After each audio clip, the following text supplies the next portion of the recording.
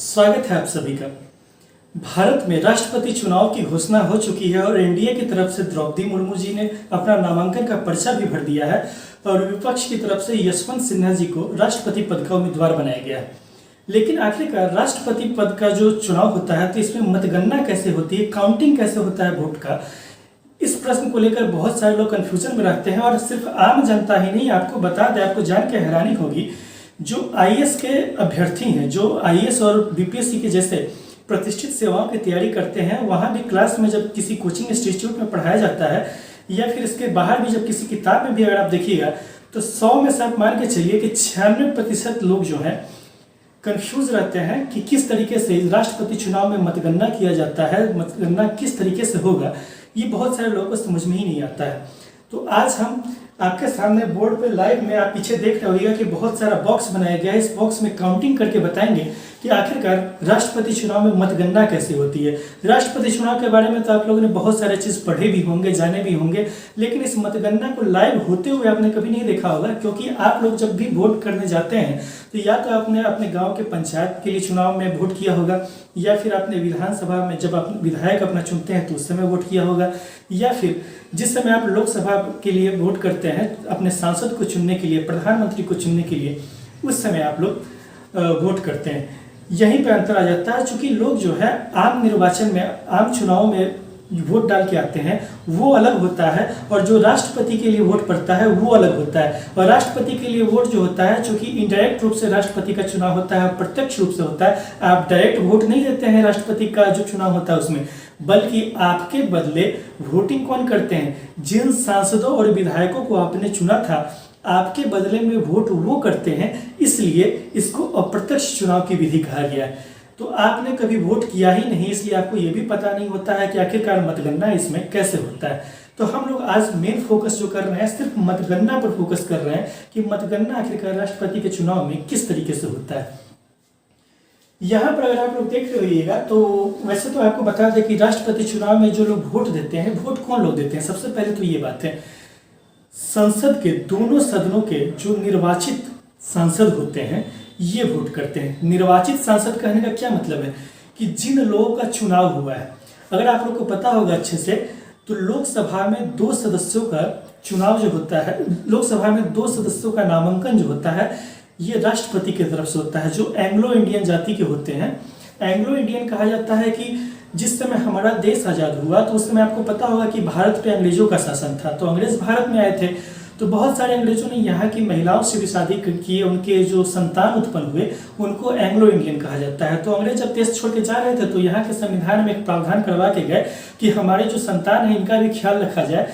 इसीलिए राष्ट्रपति क्या करते हैं, लोकसभा में 2 एंग्लो इंडियन का नामांकन करते हैं, उनको मनोनीत करते हैं। और इसी तरह से राज्यसभा में 12 सदस्यों का, जो कि आपको कला हो, विज्ञान हो, समाज के प्रतिष्ठित लोग होते हैं, इन लोगों का नामांकन होता है। लेकिन इन नामांकित लोगों को राष्ट्रपति के चुनाव में वोट देने का अधिकार नहीं है।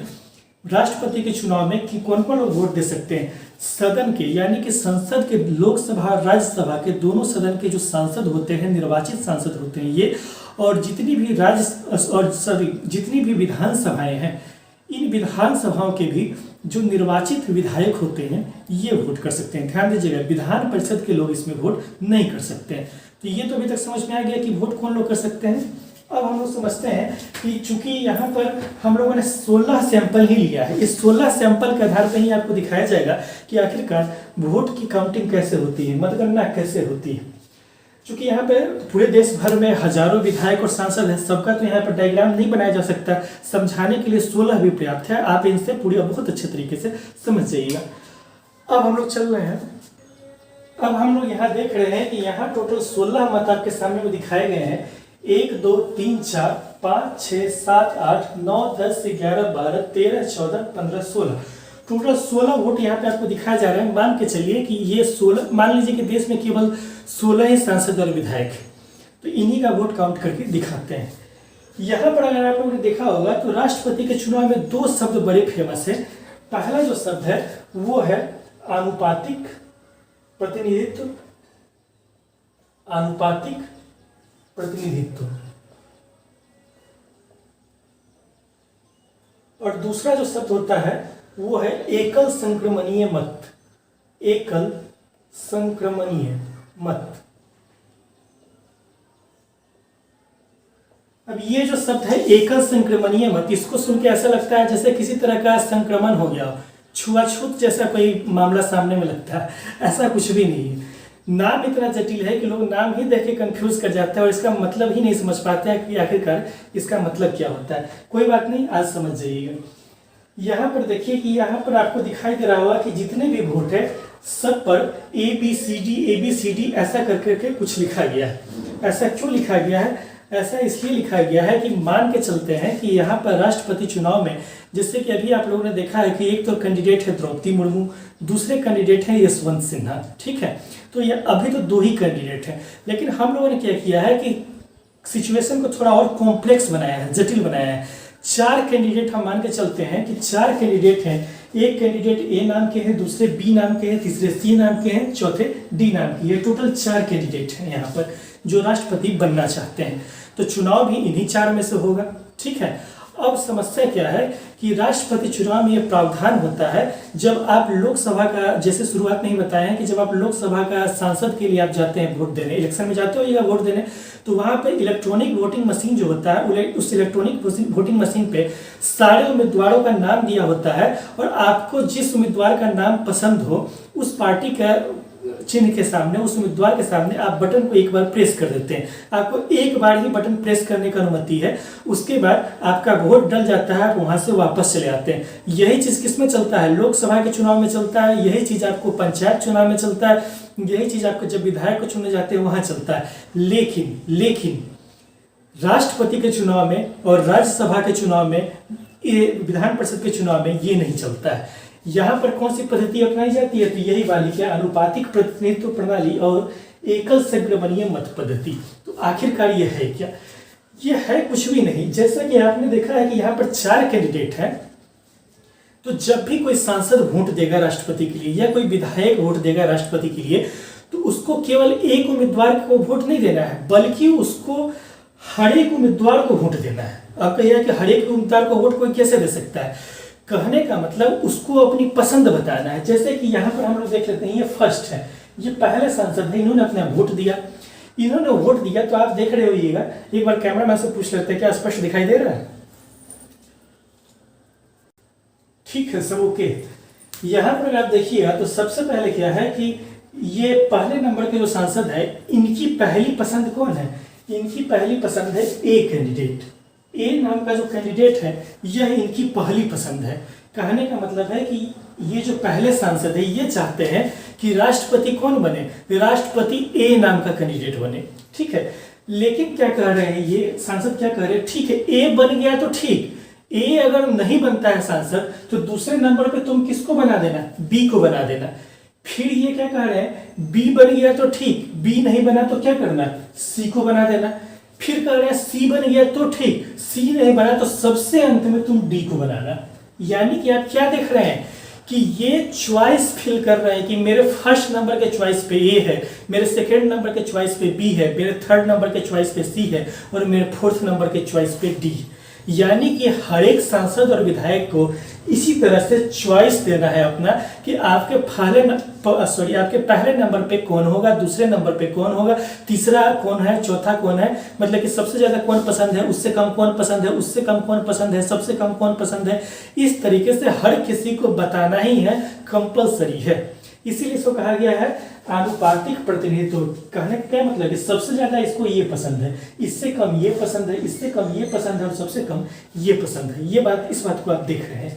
इसी तरीके से आप देखिए कि जितने भी हैं, जितने भी यहाँ पे आपको लोग हैं, इन सबों ने अपना अपना चॉइस फिल किया है। किसी ने यहाँ पर ABCD लिखा है, किसी ने आप देखिए BADC लिखा है, जिससे यहाँ BADC लिखा है। तो इनके कहने का क्या मतलब है कि ये जो सांसद है इनका मन है कि बी नाम का जो कैंडिडेट है ये राष्ट्रपति बने।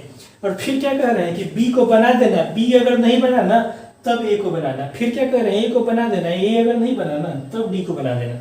और फिर क्या कह रहे हैं? डी को बना देना, डी अगर नहीं बनाना तब सी को बना देना। ठीक है, इस तरीके की बात कह रहे हैं। हर एक किसी ने चॉइस दिया है। अब वोट डला गया, वोट ऐसा ही सबको देना था, वोट डला गया। वोट डालने के बाद अब काउंटिंग की बारी आ गई। अब काउंटिंग स्टार्ट होगा। देखिए अब हम लोग काउंटिंग करते हैं। यहाँ पर अगर आप देखिएगा तो यहाँ पर 4 शब्द लिखे गए हैं कि ए प्रथम वरीयता, बी प्रथम वरीयता, सी प्रथम वरीयता, डी प्रथम वरीयता। प्रथम वरीयता कहने का मतलब फर्स्ट प्रेफरेंस, यानी कि जैसे सबसे ऊपर लिखा हुआ है ए प्रथम वरीयता, तो ए प्रथम वरीयता कहने का क्या मतलब कि ऐसे कितने लोग हैं, जितने लोगों ने वोट दिया है इनमें से ऐसे कितने लोग हैं जिन्होंने ए को फर्स्ट नंबर पर रखा है। अब इस बात की काउंटिंग होगी। अब आइए आपके सामने काउंट करके बताते हैं। देखिए ए को फर्स्ट नंबर पे इन्होंने रखा 1 2 3 4 5 6 7 7, टोटल 7 लोगों ने ए को फर्स्ट नंबर पे रखा है। ठीक है, और हम मान लेते हैं कि आपको चाहिए 8 वोट चाहिए। 8 वोट पर आप जीत जाइएगा कि 8 वोट जिसको मिल जाएगा सबसे पहले वो जीत जाएगा, राष्ट्रपति बन जाएगा। तो आप क्या देख रहे हैं, ए को प्रथम वरीयता में 7 वोट मिले, यानी कि 7 ऐसे लोग हैं जो चाहते हैं कि ए राष्ट्रपति बने। 16 लोगों ने वोट किया है, 16 लोगों में 7 ऐसे लोग हैं जो चाहते हैं कि ए राष्ट्रपति बने। फर्स्ट नंबर पे उन्होंने ए को रखा है। अब क्या है कि बी प्रथम वरीयता गिनिए, बी कितने में फर्स्ट पे आता है, बी बी बी बी देखिए, बी काउंट कीजिए, बी एक यहाँ पर आ रहा है फर्स्ट नंबर पे, तो एक यहाँ पे आ रहा है फर्स्ट नंबर पे, 2 एक यहाँ पे आ रहा है फर्स्ट नंबर पे, 3 और एक यहाँ पे आ रहा है फर्स्ट नंबर पे 4।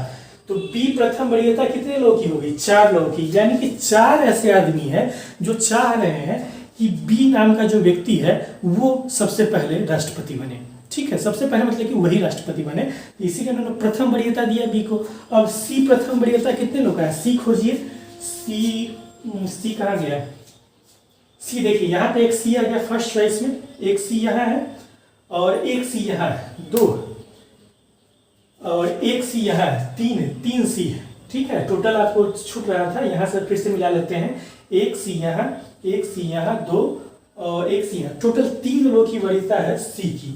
ठीक है, और लास्ट में डी प्रथम वरीयता कितने लोग की है, डी अगर आप काउंट कीजिएगा तो डी यहाँ पर एक दिखाई दे रहा है, एक डी यहाँ दिखाई दे रहा है, 2 डी 2 ही लोग के। ठीक है, अब आप देखिए कि टोटल 16 वोट थे, 16 लोगों में 7 लोग चाहते हैं कि ए फर्स्ट नंबर पर राष्ट्रपति बन जाए, 4 लोग चाहते हैं कि बी राष्ट्रपति बन जाए, 3 लोग चाहते हैं कि सी राष्ट्रपति बने और 2 लोग चाहते हैं कि डी राष्ट्रपति बने। सबसे कम वोट किसको मिला है, डी को वोट मिला है सबसे कम। इसलिए अब नियम यह कहता है कि डी का वोट कैंसिल हो जाएगा, क्योंकि उसको सबसे कम वोट मिला है, उसके जीतने की संभावना खत्म हो गई, इसीलिए डी का वोट कैंसिल हो जाएगा। इसलिए हम लोग क्या कर देंगे, डी वाला वोट कहाँ था, ये देखिए डी वाला वोट था यहाँ था एक, और एक डी वाला वोट कहाँ था, यहाँ पर था, तो ये वोट कैंसिल हो गया और एक ये वोट कैंसिल हो गया। ठीक है, तो डी का ये वाला कट कर दिए, ये वाला कट कर दिए। पूछिएगा क्यों कट कर दिए, क्योंकि फर्स्ट चॉइस में क्या था, डी था, और डी को सबसे कम बस 2 ही वोट मिला है, तो डी तो कभी जीतेगा नहीं, इसलिए डी के जीतने की संभावना खत्म है, इसलिए डी का वोट काट दिए।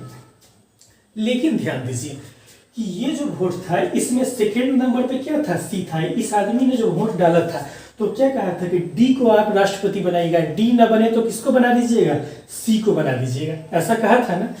इस आदमी ने क्या कहा था कि डी को बना दीजिएगा, डी ना बने तो किसको बनाइएगा, बी को बनाइएगा। तो अब क्या होगा मेरे भाई कि ये जो बी वाला वोट है, ये डी वाला तो कट गया है, इसमें सेकेंड वोट क्या है, बी। अब ये बी वाला वोट कहाँ चला जाएगा, अगर आप देखिएगा तो ये बी का वोट इसको मिल जाएगा, यहाँ बी है ना, इसको मिल गया।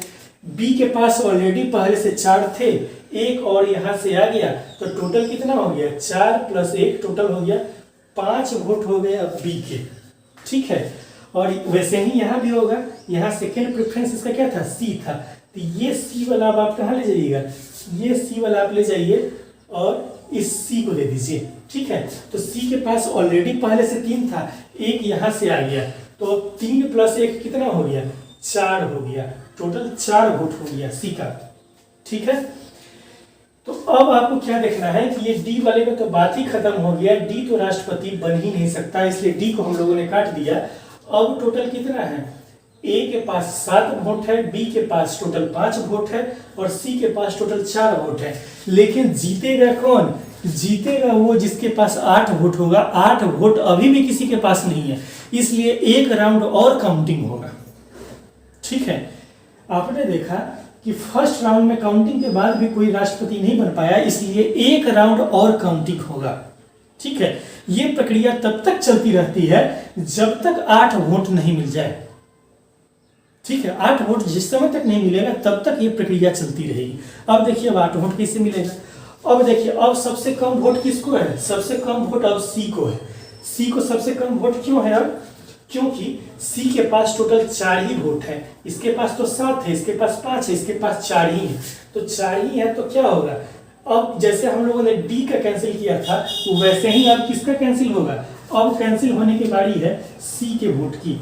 सी का वोट कहाँ पर है, देखिए सी का वोट एक यहाँ पर था, तो सी वाला ये कैंसिल होगा, ये कैंसिल होगा, ये कैंसिल होगा। क्यों कैंसिल होगा, क्योंकि सी के पास सबसे कम वोट है, अब सी तो राष्ट्रपति बन ही नहीं सकता है। ठीक है, अब वही बात जो हम लोगों ने पहले किया था। अब सी के पास एक वोट, सी का सेकंड नंबर पे चॉइस क्या था, इस वाले का सेकंड नंबर पे चॉइस क्या था, ए था। तो एक जो ए है ये आप क्या कीजिएगा, इसमें ऐड कर दीजिएगा। ठीक है, तो कितना हो गया 7 + 1। ठीक है, एक और ए यहाँ भी है, इस ए को भी आप ऐड कर दीजिए इसी में, यहाँ ऐड कर दिए फिर से, तो 7 + 1 एक और हो गया। ठीक है, और फिर यहाँ पे क्या है बी, इसको आप क्या कीजिएगा बी में ऐड कर दीजिएगा। तो 5 पहले से था, एक और ऐड कर दीजिए। अब टोटल कितना हो गया, अब ए के पास टोटल हो गया 7 + 1 8 + 1 9, टोटल 9 हो गया। और बी के पास टोटल कितना हो गया 5 1 6 हो गया। यानी कि आप देख रहे हैं ए को कितना वोट मिल गया, ए को टोटल 9 वोट मिल गया। और राष्ट्रपति बनने के लिए चाहिए कितना था, 8 ही चाहिए था, इसलिए राष्ट्रपति कौन बन गया, राष्ट्रपति ए बन गया। कोई दिक्कत हुआ, इतना आसान है, इसके लिए इतना परेशान थे। ऐसे ही राष्ट्रपति का चुनाव होता है। अंतिम बात बताते हैं आप लोग को, आमतौर पे हमारे देश में इतना कॉम्प्लेक्स करने का जरूरत ही नहीं पड़ता है, 4 उम्मीदवार खड़े ही नहीं होते हैं। अभी आप लोग को वीडियो की शुरुआत नहीं बताए थे कि केवल 2 ही कैंडिडेट खड़े हो रहे हैं, एक तो द्रौपदी मुर्मू खड़ा है, दूसरा यशवंत सिन्हा खड़ा है। तो जो चुनाव होगा इन्हीं पे होगा, लेकिन आपको समझाने के लिए इतना जटिल बना के बताया गया ताकि मन से सारा कन्फ्यूजन दूर हो जाए। दूसरी बात यह है कि हमारे देश में सेकेंड राउंड यहाँ तो हम लोग 3rd राउंड तक सर ले गए हैं, सेकेंड राउंड तक की गिनती की भी जरूरत नहीं होती, फर्स्ट ही राउंड में क्लियर हो जाता है। जैसे कि अभी आपको पता होगा कि जो द्रौपदी मुर्मू है इनको बहुत सारी पार्टी ने सपोर्ट करने की घोषणा कर दी है। ठीक है, तो ऑलरेडी उनके पास वोट बहुत सारा हो जाएगा, तो सेकेंड राउंड की गिनती की जरूरत भी नहीं पड़ती है आमतौर पे हमारे देश के राष्ट्रपति के चुनाव में। लेकिन अगर कभी जरूरत पड़ गई तो पद्धति ऐसी ही रहती है। आशा है वीडियो पसंद आया होगा, अगर पसंद आया हो तो हमारे चैनल को सब्सक्राइब कीजिए, वीडियो को लाइक कीजिए। फिर से आपसे मुलाकात होगी नेक्स्ट वीडियो में, तब तक के लिए धन्यवाद, थैंक यू।